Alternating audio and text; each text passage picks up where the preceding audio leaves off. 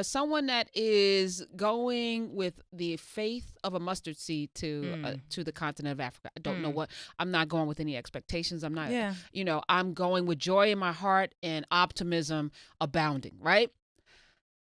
I don't know if there's going to be that connection. Finally, I'm home and da da da. As people, they come and they are overcome with emotion, the tears and the spirit. Yeah, and I have spent a lot of time kind of stunting my emotions around things because disappointment is not something. Because I'm a sensitive soul, right? So I don't deal well with disappointment. So I prepare myself for the inevitable, right? I prepare myself in workplaces for eventually people gonna act stupid. Yeah.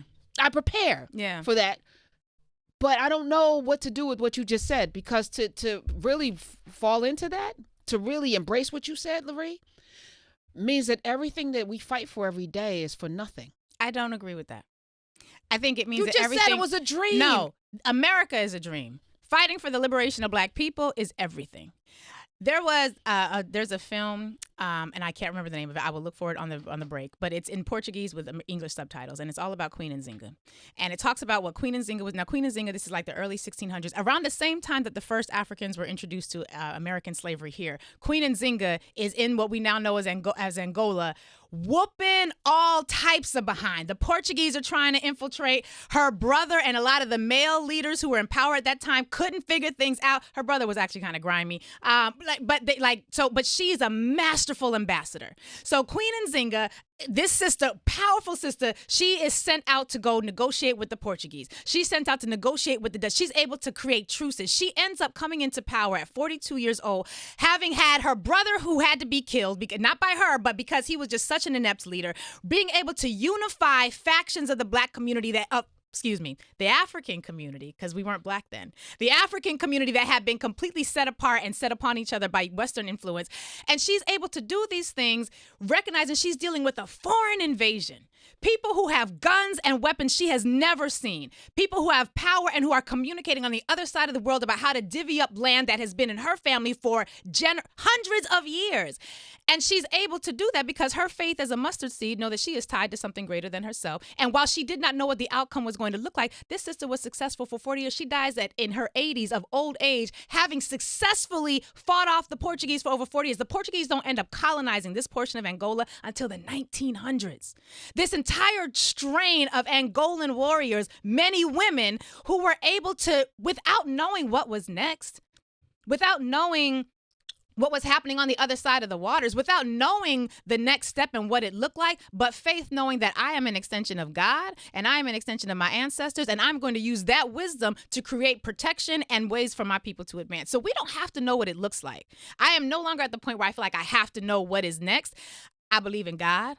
I believe in my ancestors. I believe in Harriet Tubman love as one of the most powerful weapons that we have. And I believe that if we create the institutions that can foster this type of thought and dialogue when our children are 3, so that you and I aren't having it in our, 30s, 40s, and what have you, 50s. But we're starting it at 3 years old, I believe those 3-year-olds will create those solutions. I don't have to do it. And I'm willing to think 7 generations in advance. I'm willing to say I may not, in this version of my life, see the freedom that I'm working towards, but I'm working towards something, and I'm creating institutions that will carry it beyond my lifespan. Now that should have been a horn, right? See? Horns optimism. Lurie Favors is here. She's a lawyer, by the way, Center for Law and Social Justice at the great Medgar Evers College in Brooklyn. And I think what you're saying is right, because anything else is hopelessness. Yeah.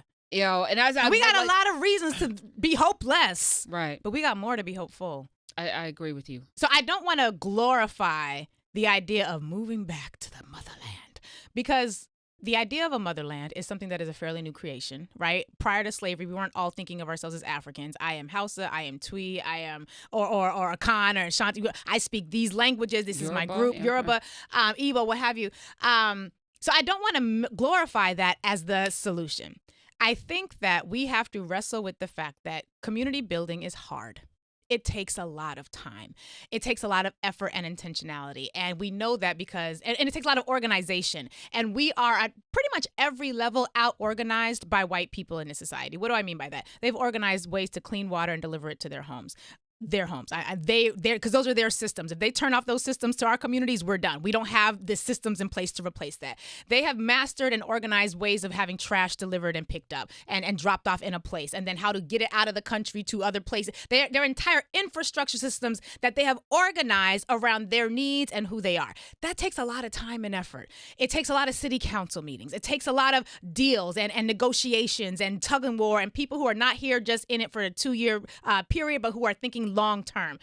That is a level of organizing intentionality that we as descendants of enslaved African people, if we're going to have that be a phrase that people cling to, do not necessarily have. Why? Because it was stunted. Those skills were not able to flourish at all for a 400 or 500 year period.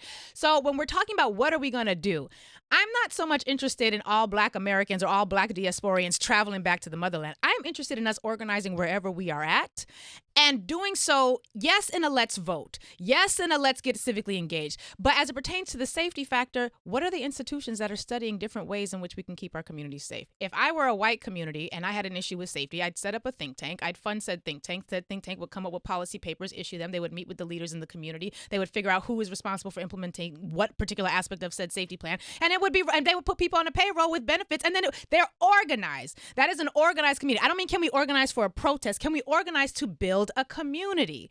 So I feel like one of the ways we're approaching this at the Center for Law and Social Justice in Brooklyn. Are we about to go? I can shut up and do this after. Okay. I saw the eye language. I was trying to read it. One of the ways we're trying to do this at the Center for Law and Social Justice at Medgar Evers College in Brooklyn is thinking about the issue of safety in particular. We are not safe with the police force as it is currently constituted. We are a part of many active police reform campaigns, and we will continue to do so. But as I think I'd mentioned before, one of the longitudinal studies that our law students are engaged in is looking at how do we create independent self-policing models that bridge what the fruit of Islam is able to do and can compare it to what our Jewish neighbors are able to do with their shamrims and shmiras, which are their wholly owned and funded Jewish policing systems. They have police cars, lights, and they have an entire system for policing within their community. They are respected by the NYPD. They have a court system within their community to handle issues. How do we create something like that for us? And we don't know, but we got to think about it. We have to have an institution that can incubate that idea and tease it out, create a policy paper, get the people in the room, figure out who's responsible for implementing what, put people on payroll, give them benefits, and give them a job to keep the community safe.